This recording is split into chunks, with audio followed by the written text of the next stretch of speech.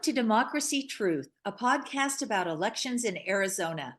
I'm Suzanne from the League of Women Voters of Arizona, and here today is Emra, my co-host, an independent voter who is also a League of Women Voters member. With independent voters now the largest registration block in Arizona, Emra is going to help explain what that means when it comes time to vote. Thanks for joining us. While we are going to primarily use the term independent voters in this podcast, would you share with us other names Arizonans use to describe this group? Sure. When I filled out my voter registration form, I checked the party preference box for none or no party. Some people also call us unaffiliated voters. So, what does it mean to be an independent, none or no party, unaffiliated voter? Essentially, it means I haven't registered with any political party. I don't label myself a Democrat, Republican, Libertarian, no labels, or Green Party. Some people who are independents are tired of the major parties, while others just don't want to be labeled. Younger voters like me seem to prefer to be unaffiliated. In July of 2023, the Arizona Secretary of State office reported independent voters edged out Republicans to become the largest single group of voters in Arizona. It's certainly become a popular option. Tell me, is it easy for independent voters to get ballots for elections? There are some variations in the procedures independent voters need to follow, whether it's a statewide primary, the presidential preference election, or general election.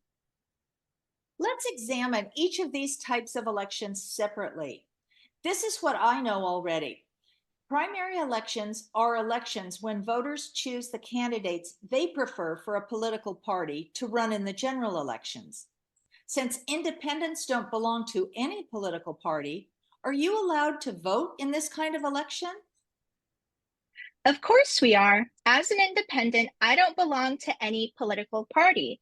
But in the upcoming primary election, I am allowed to vote on any of the certified parties' slate of candidates.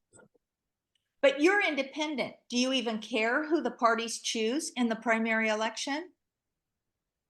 Absolutely. Sometimes the person who is elected into office is decided in the primary election. Let's say that the Republicans have 3 people in the primary running for state treasurer, and the Democrats don't have anyone. The Republican winner in the primary will become the next state treasurer. So I hear you're saying that it's important for all voters to vote in primaries.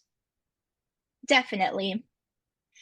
Tell me, do you, as an independent, need to do anything extra to vote in primary elections? Yes.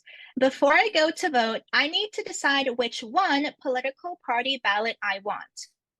Then I just tell the poll worker which ballot to give me. It's that easy. If an independent is signed up to get a mail-in ballot, your county recorder's office will actually mail you a card asking you to choose which party ballot they need to send you. Don't forget to return that card by their deadline so they have time to mail out your ballot. Do those same rules apply for a presidential preference election, the election in which political parties run the elections to determine who will head their party's ticket for president? Actually, it's stricter for the presidential preference election. Independents must actually change their registration status and join a party to vote in that kind of election.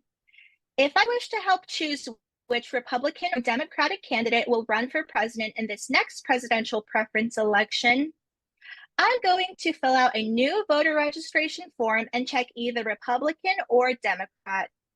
I must submit it at least 29 days before the election. After the election, I can return to my unaffiliated status by filling out a new voter registration form. While there are the extra steps of filling out new voter registration forms, I can easily complete it all online on my county recorder's website if I wish. When is the upcoming presidential preference election in Arizona? This year, it's March 19th.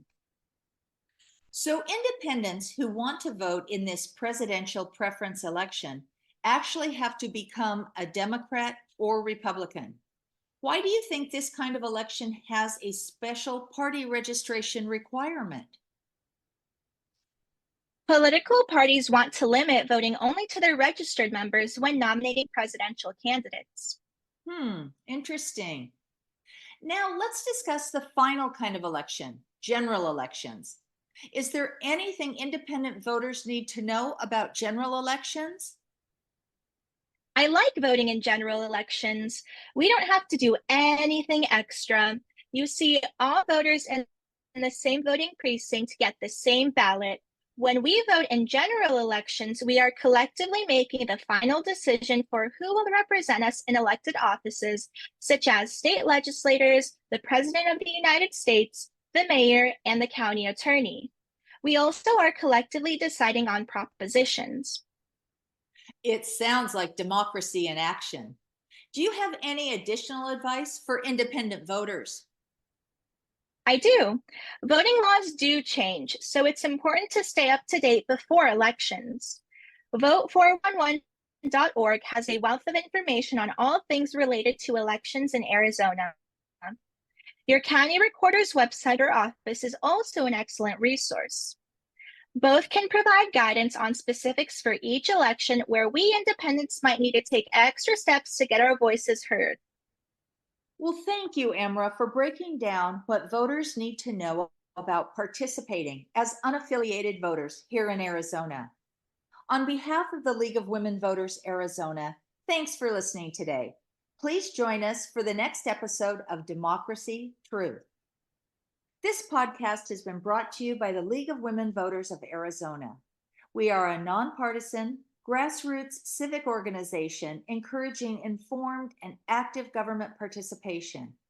We work to increase understanding of major public policy issues and influence public policy through education and advocacy. With over 100 years of experience, the League is one of America's oldest and most trusted civic nonprofit organizations.